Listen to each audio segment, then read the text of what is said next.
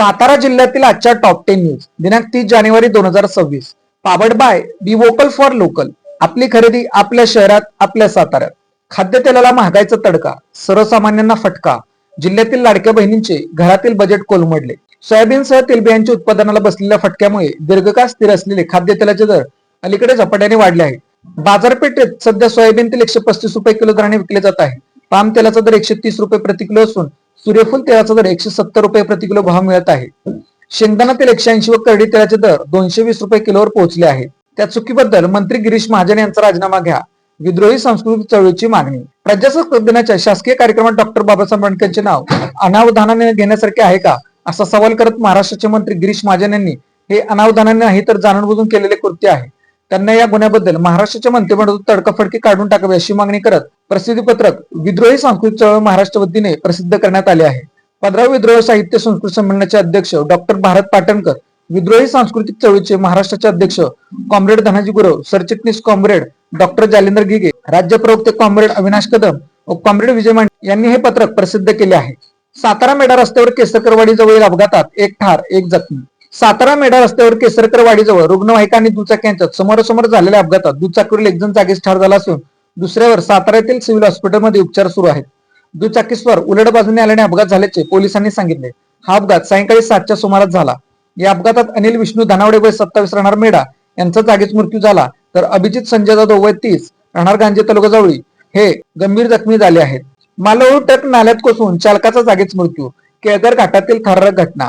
सातारा महाबळेश्वर मार्गावर केळघर घाटात भीषण अपघात झाला असून चालकाचा ताबा सुटल्याने एक मालवाहू ट्रक संरक्षक काठात तोडून रस्त्यालगतच्या खोल नाल्यात कोसळला. या अपघातात ट्रकचा चक्काचूर झाला असून चालकाचा जागीच मृत्यू झाल्याची दुर्दैवी घटना घडली आहे. या भीषण अपघातात ट्रक चालक अजिनाथ नागरगोजे वय 32 राहणार यवनवाडी जिल्हा बीड याचा जागीच मृत्यू झाला. एसटी बसची डंपरसह 2 दुचाकींना जोरदार धडक. कराड येथील उपजिल्हा रुग्णालयासमोर अपघात. कराड विटा मार्गावरील कराड येथील वेणुताई चव्हाण उपजिल्हा रुग्णालयासमोर भरधाव एसटीची बसची एका 4 चाकी कार डंपर व 2 दुचाकीला जोरदार धडक दिल्याची घटना बुधवारी सकाळी 10:30 वाजण्याच्या सुमारास घडली. यामध्ये कार व 2 दुचाकींचे मोठ्या प्रमाणात नुकसान झाले. या अपघातात एक जण जखमी झाला आहे. कराड शहरात पाण्याचे मीटर चोरीचे सत्र. अवघ्या काही दिवसात अनेक भागात घटना, नागरिक त्रस्त. प्रशासनाने लक्ष देण्याची मागणी. कराड शहरात पाण्याच्या मीटर चोरीच्या घटनेने डोक्यावर काढले असून गेल्या काही दिवसात या प्रकारात लक्षणीय वाढ झाल्याने शहरवासियांमध्ये तीव्र असंतोष पसरला आहे. सोमवारपेठ, दत्त मंदिर गल्ली परिसर, सिद्धर स्वामी आश्रम परिसर, घाटाजवळ गरुडाचे घराजवळील भाग, राम मंदिर परिसर तसेच रॉयल पॅलेस परिसर या ठिकाणी सलग 2-3 दिवसात पाण्याचे मीटर चोरी गेल्याच्या घटना समोर आल्या आहेत. यामुळे नागरिकांच्याकडून संताप व्यक्त केला जात आहे. वीज दाब वाढल्याने घरातील साहित्य जळून खाक. विद्युत मंडळाकडून नुकसान भरपाई देण्याची चोरजवाडी तालुका कराड ग्रामस्थांची मागणी. चोरजवाडी तालुका कराड येथील विकास गणपत घराणे यांच्या घरात अचानक वीज पुरवठ्याचा दाब मोठ्या प्रमाणात वाढल्याने गंभीर दुर्घटना घडली. या घटनेत घरातील विद्युत यंत्रणेमध्ये शॉर्ट सर्किट होऊन टीव्ही, कपाटातील साड्या तसेच इतर घरगुती साहित्य जळून खाक झाले असून सुमारे 40,000 रुपयांचे नुकसान झाले आहे. या घटनेनंतर चोरजवाडी येथील ग्रामस्थांनी एकत्र येत विद्युत मंडळाच्या निष्काळजीपणाबाबत तीव्र नाराजी व्यक्त केली. वीज पुरवठा सुरळीत ठेवणे हे विद्युत महामंडळाची जबाबदारी असताना वारंवार होणाऱ्या तांत्रिक बिघाडामुळे नागरिकांचे नुकसान होत असल्याचे ग्रामस्थांचे म्हणणे आहे. केरा पुलाजवळ आयशर ट्रक पलटी. मावशीपेठ ते पेट्रोल पंप ते केरा पूल या रस्त्यावर कॉन्क्रिटीकरण रस्त्याचे काम चालू आहे. रस्त्याच्या एका बाजूचे काम झाले असल्याने याच ठिकाणावर दोन्ही बाजूची वाहतूक सुरू आहे. या ठिकाणी ठेकेदाराने भराव टाकला आहे, मात्र तो पूर्णपणे रोलरच्या सहाय्याने दाबला नसल्याने तो भुसभुशीत आहे, तर त्याच्याच बाजूला पूर्णपणे भराव न टाकल्याने या ठिकाणी अनेक गाड्या स्लिप होताना दिसत आहेत. त्यातच गुरुवारी दिनांक 29 जानेवारी रोजी सायंकाळी 5:30 वाजण्याच्या सुमारास ट्रक केरा पुलाजवळ आल्यावर साईडच्या पट्टी भुसभुशीत असल्याने तो पलटी झाला.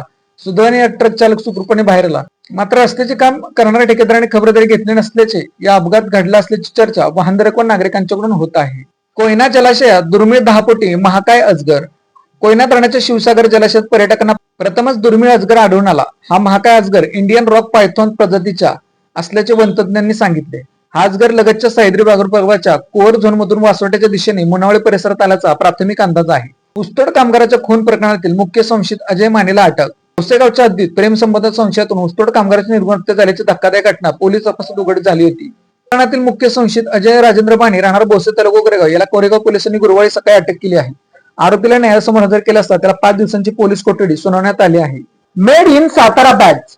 सातारा शहरातील महिलांनी बनवलेल्या उत्तम प्रकारच्या बॅग. संपर्क 9594 415 115.